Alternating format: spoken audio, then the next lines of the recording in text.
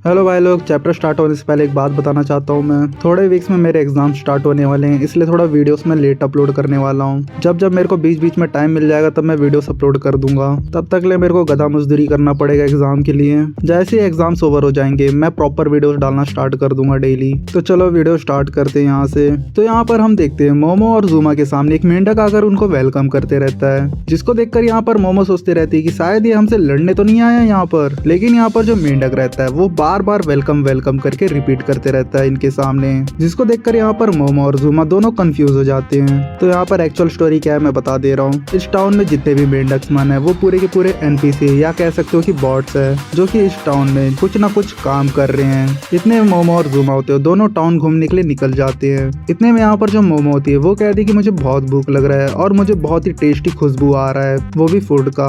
उस खुशबू की स्मेल से ये लोग एक शॉप के सामने पहुंच जाते हैं जहाँ पर एक मीट को पकाते रहते हैं, जिसको देखकर यहाँ पर मोमो उस मेंढक से पूछती है कि क्या हम थोड़ा सा खा सकते हैं क्या। जिसको सुनकर यहाँ पर जो मेंढक होता है वो कहता है कि तुमको जो ऑर्डर करना है तुम कर सकते हो। इतने में इनके सामने एक इंटरफेस ओपन होता है फिर से, जहाँ पर उस मीट की डिटेल दी होती है। अगर तुम एक मीट खाओगे तो 2 फ्रॉग लगेगा, अगर 2 मीट खाओगे तो 4 फ्रॉग लगेंगे। फिर यहाँ पर जो मोमो होती है ये चीज देखकर अपने बैग से मेंढक्स को निकाल कर वहाँ पर देती है। जैसे वो कैश देती है उसके बाद उनके सामने एक टेबल में बेहतरीन फूड लाकर सर्व कर दिया जाता है, जिसको ये लोग बहुत ही मजे से खाते हैं और फिर कुछ ड्रिंक्स व्रिंक्स पीने लग जाते हैं। जैसे इनका पेट भर जाता है ये लोग फिर टाउन में निकल जाते हैं, जहाँ पर ये लोग सोचते हैं कि कहीं ना कहीं हमें रेस्ट करना होगा, क्योंकि अभी तक हमने 3 बॉस को हराया है, लेकिन जो फाइनल बॉस होगा वो बहुत ही ज्यादा पावरफुल होगा, इसीलिए हमें अपनी एनर्जी को रिकवर करना होगा जब हम इससे फाइट करने जाएंगे तब। इतने में फिर ये लोग निकल जाते हैं टाउन में होटल रूम की तलाश में। फिर थोड़ी दूर जाने के बाद इन्हें एक होटल दिखता है जहाँ पर एक फ्रॉग वेलकम करते रहता है इनको। तो यहाँ पर जो मोमो होती है उससे पूछती है कि हमें 2 रूम चाहिए, जिसको सुनकर फ्रॉग कहता है कि आपको 4 फ्रॉग लगेंगे। लेकिन यहाँ पर जो मोमो होती है उसके पास सिर्फ 2 फ्रॉग्स बचे हुए होते हैं, जिसकी वजह से इन दोनों को एक सिंगल रूम मिलता है, वो भी उस होटल रूम के अंदर रहने के लिए, जहाँ पर एक कॉर्नर में एक सिंगल बेड लगा हुआ होता है। किस्मत से ये चीज ओकारुन नहीं देख रहा है, वरना बेचारी की तो वहाँ पर लगे सिंगल बेड को देखकर ये दोनों ऑकवर्ड हो जाते हैं। और यहाँ पर जो ज़ूमा होता है वो कहता है कि एक काम करो मोमो, तुम अंदर जाकर फ्रेश हो जाओ और थोड़ी देर रेस्ट कर लो। और यहाँ पर जो ज़ूमा होता है वो सज्जन व्यक्ति की तरह बाहर जाकर बैठ जाता है। और यहाँ पर जो मोमो होती है उस रूम के अंदर जाती है और अपने कपड़ों को वॉश कर लेती है और फिर जाकर हॉट वाटर बाथ लेती है। जैसे ही यहाँ पर मोमो का सब कुछ खत्म होता है वो ज़ूमा को अंदर बुलाती है और कहती है कि तुम जाओ, तुम जाकर अपने आप को फ्रेश कर लो, क्योंकि मेरा सब कुछ हो चुका है, अब तुम थोड़ी देर फ्रेश होकर रेस्ट कर लेना अंदर। लेकिन यहाँ पर जो ज़ूमा होता है स्टार्टिंग में मोमो को मना करते रहता है, लेकिन वो जैसे तैसे करके मान लेता है और फिर वो भी जाकर फ्रेश होने लग जाता है। और यहाँ पर जो मोमो होती है वो भी उस रूम के बाहर जाकर बैठ जाती है। इतने में सीन शिफ्ट होता है ओकारुन की तरफ। यहाँ पर ओकारुन अपने गैंग को लेके भागते रहता है मोमो की तरफ, और इनके पीछे जो पुलिस वाला होता है वो भी इनके पीछे पड़ जाता है, क्योंकि ये लोग स्कूल यूनिफॉर्म पे बाहर भटक रहे हैं स्कूल के टाइम पे।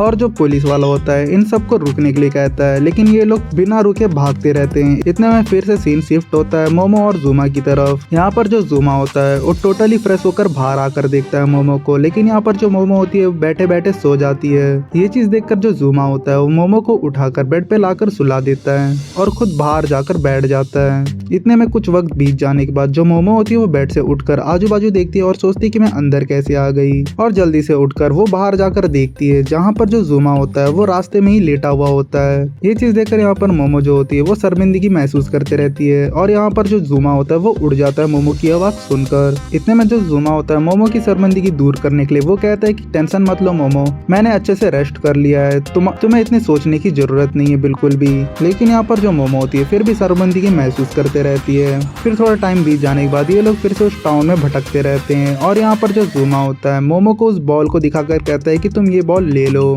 ये चीज देखकर यहाँ पर मोमो सोचती है कि ये मुझे बॉल क्यों वापस दे रहा है। तो यहाँ पर जो ज़ूमा होता है वो कहता है कि तुम मुझसे पावरफुल हो, इसलिए मुझे ये बॉल की जरूरत नहीं है अभी। तो यहाँ पर जो मोमो होती है खुशी खुशी से वो बॉल को रख लेती है, और यहाँ पर उसको कहती है कि ये कोई सुपर पावर नहीं है, ये बल्कि स्पिरिचुअल पावर है। अब मैं तुम्हें कैसे समझाऊं यहाँ पर। और यहाँ पर जो मोमो होती है बात को पलटते हुए ज़ूमा से पूछती है कि तुम उस अम्ब्रेला वाली योकाई में कैसे ट्रांसफॉर्म होते हो। तो यहाँ पर जो ज़ूमा होता है वो कहता है कि मुझे नहीं पता मैं कैसे ये चीजें करता हूँ, बस मेरे से हो जाता है अपने आप। इतने में यहाँ पर जो ज़ूमा होता है अपने फॉर्म में ट्रांसफॉर्म होता है, और ट्रांसफॉर्म होने के बाद अपने छत्ते के साथ खेलते हुए मोमो को दिखाते रहता है अपने पावर्स को। और इतने में मोमो को कहता है कि अगर मैं एक छत्ता ओपन करूंगा तो मेरे पावर्स थोड़े से इंक्रीज होंगे, अगर मैं 2 छत्ता ओपन करूंगा तो मैं ऑल आउट चला जाऊंगा।